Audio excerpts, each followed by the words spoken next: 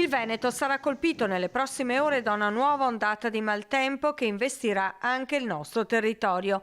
Precipitazioni diffuse sono previste fino a domenica, più consistenti sulle zone montane e sulla fascia pedemontana, con fenomeni anche a carattere di rovescio o temporale. Alla luce delle previsioni meteo, il Centro Funzionale Decentrato della Protezione Civile Regionale ha emesso un avviso di criticità idrogeologica e idraulica valido fino alle 18 di domani, venerdì 18 ottobre.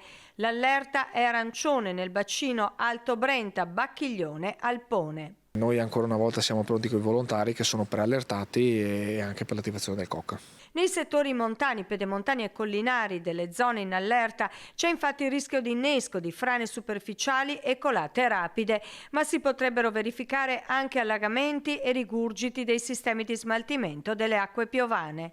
Nella grafica vediamo i millimetri di pioggia previsti nel Marosticense, 99 venerdì, 51 sabato. Oggi pomeriggio intanto nuovo sopralluogo del sindaco Mozzo con il servizio forestale nelle zone collinari dove si registrano frane. La situazione è anche per tutti i gruppi di volontari che abbiamo, che comincia ad essere abbastanza estenuante. Una cosa è l'emergenza gestita appunto come emergenza, una questione diversa è la quotidianità. E oltre al rischio frane in montagna e in collina, il bollettino della Regione evidenzia anche il pericolo di un innalzamento significativo dei livelli dei corsi d'acqua principali.